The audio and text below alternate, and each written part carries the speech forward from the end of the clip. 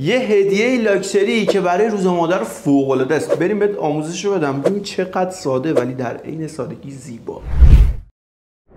برای ابتدای کار فقط کافیه که پامپاسا رو بزنید داخل اسفنج. من از صورتی استفاده کردم چون توناژ کل گلام صورتیه. پامپاس رو میزنم داخل اسفنج که خیلی کارمو قشنگ‌تر میکنه و یه فضایی پرتر. بعد از اینکه یه سطحی از پامپاس رو زدیم، حالا فقط کافیه از گل ارکیده استفاده کنیم که هم لول کار رو میبره بالا، هم یه رنگ و لعابی به کار میده واقعا زیباست. ارکیده‌امو به صورت پله‌ای زدم. از گل پنبه استفاده میکنم که کارمو ظریف‌تر میکنه و حالا میریم برای روزامون که جذابیت کار بیشتر شه.